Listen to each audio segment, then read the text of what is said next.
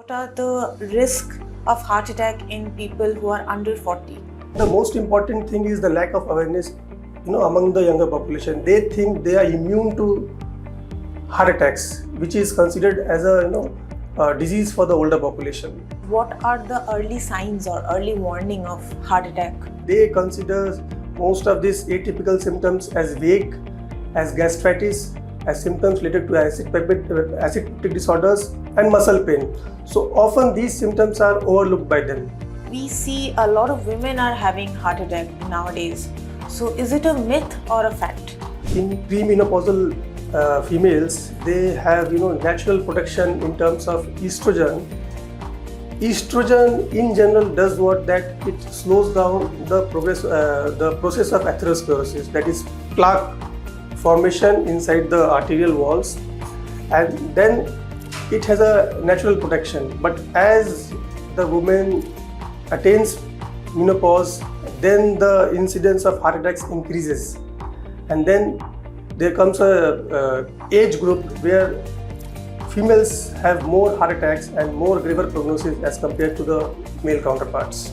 The adults or people under 40, should they always screen their heart ratios to prevent the cardiac arrest?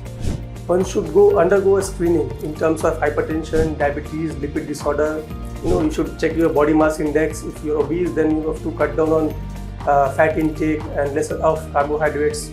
So all these things are advised to younger population because as it is well said that prevention is better than cure.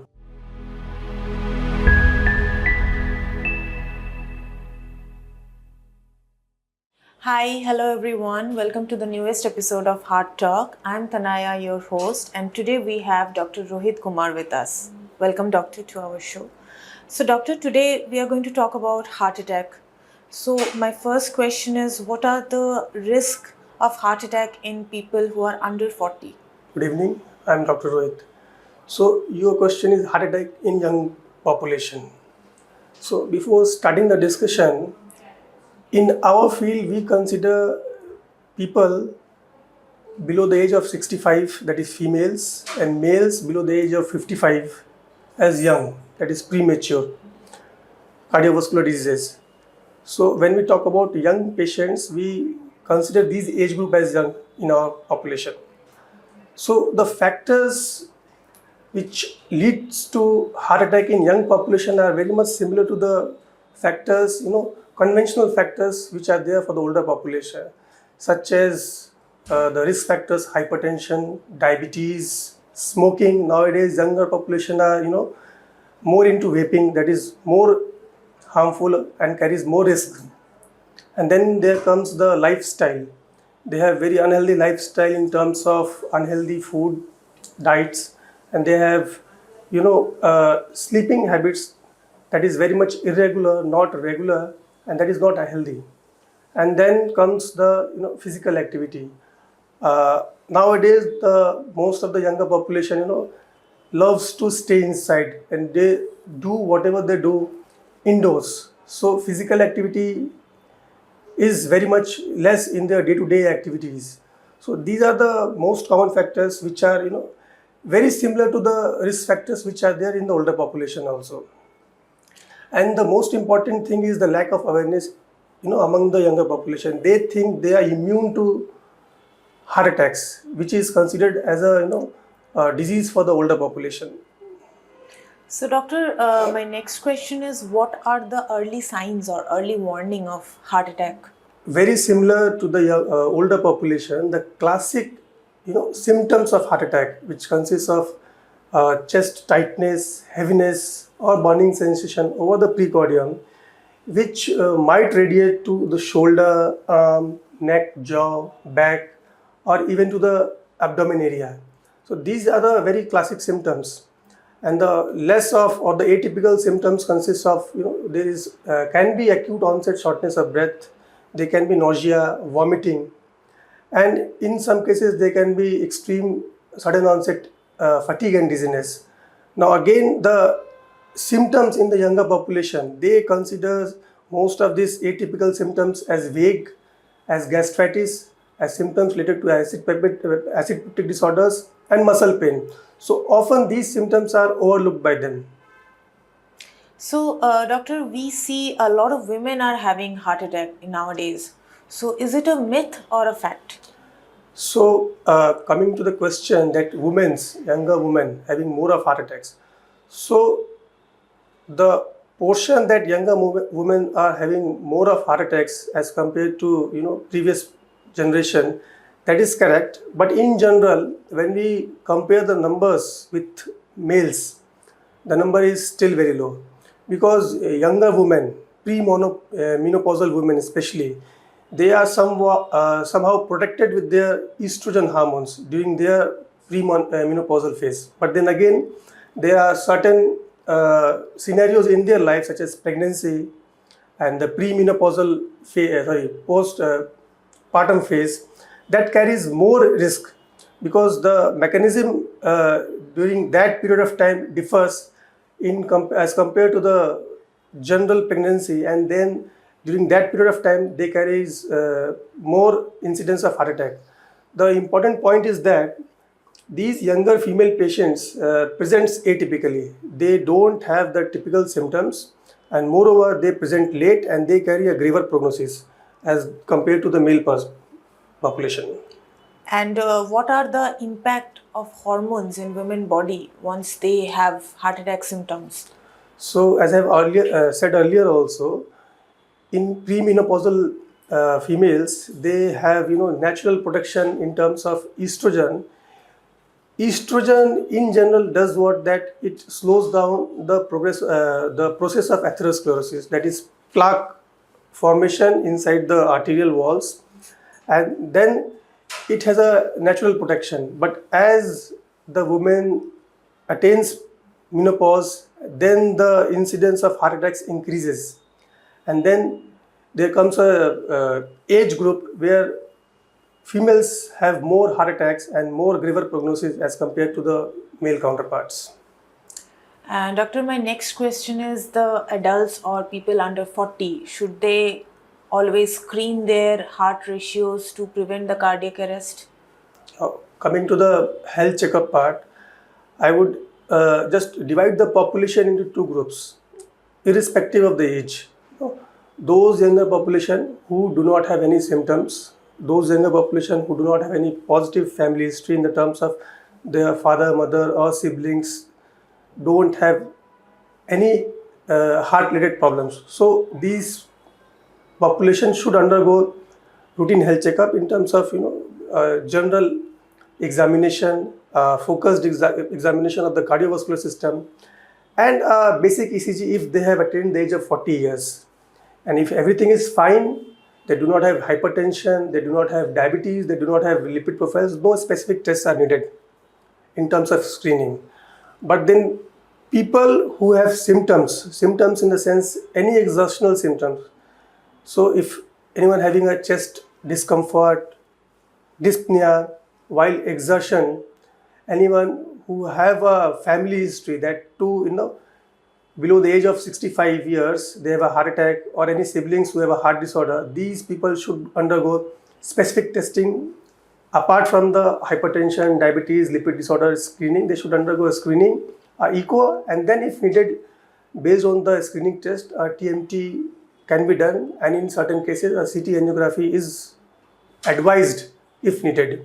So my next question is also connected to the previous one. If somebody has a family history of having heart attacks, so does that increase the chances of having? So if anyone has a family history of cardiovascular disorder, especially the premature, that is a male person having a heart disorder below the age of 55 years and a female below the age of 65 years, so these people have an increased risk of cardiovascular disorders. So these people should undergo screening at the age of 30 years for Indian population, I would say. And these people should have a healthy lifestyle in terms of healthy diet, routine exercise, increased physical activity, and they should have a healthy sleep at least for 6 to 8 hours. And they should do not smoke. That's the thing.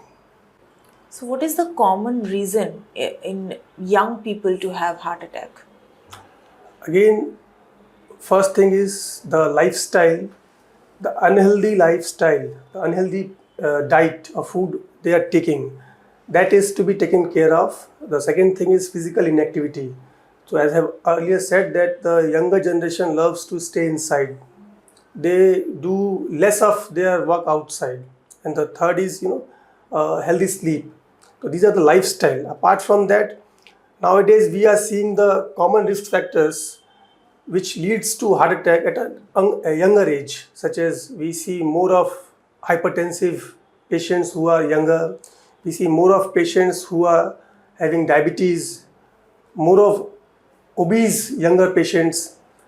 Now they have got smoking, vaping habits.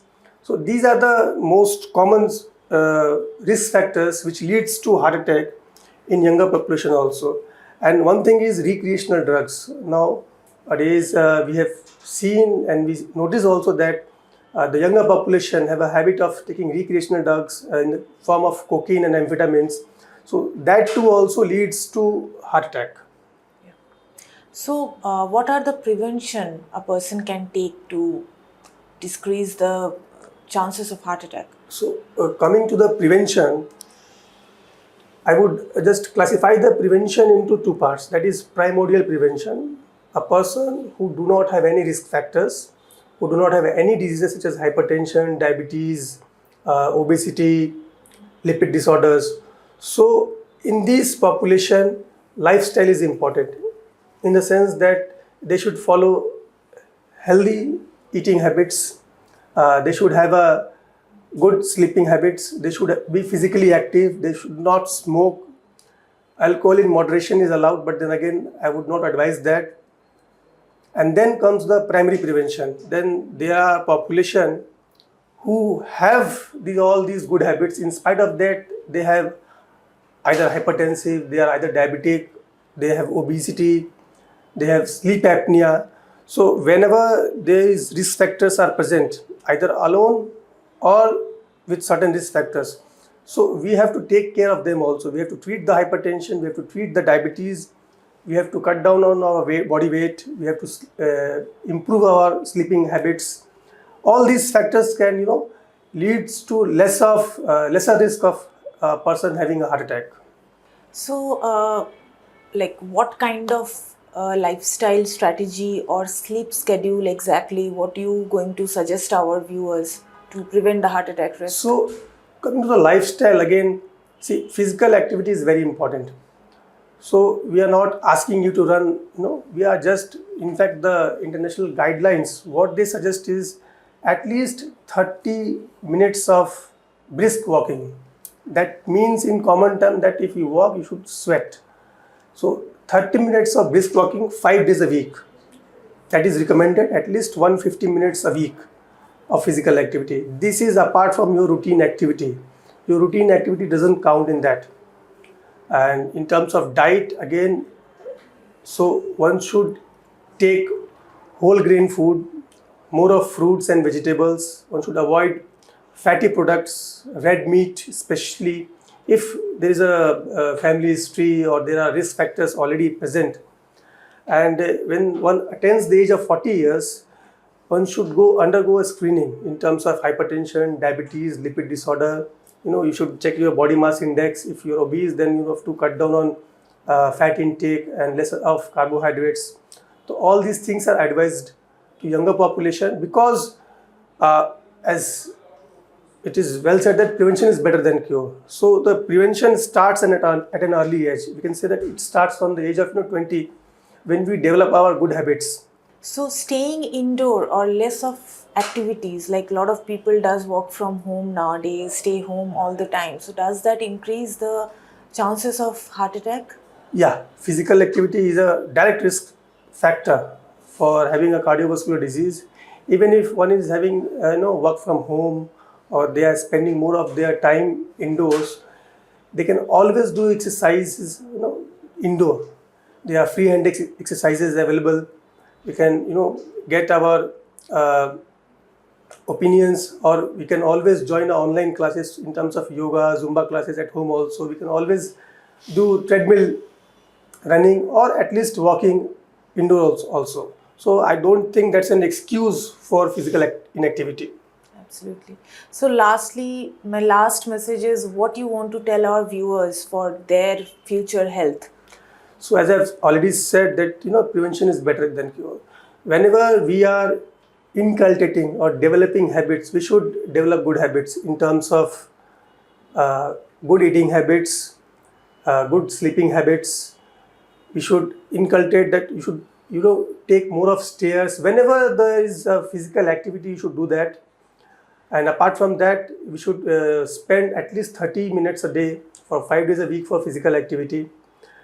And most importantly, we should not neglect our symptoms. The symptoms which I've already mentioned, that any symptoms such as abdominal pain or chest discomfort, it can be a mild, it can be a trivial symptoms. But if it persists for 10 to 15 minutes, always consult your doctor. Get an ECG done at least. That helps a lot. Thank you so much, Doctor, for your wonderful advices. See you all very soon in the next episode. Till then, stay hearty, stay healthy, and stay close to your doctor. Thank you. Thank you.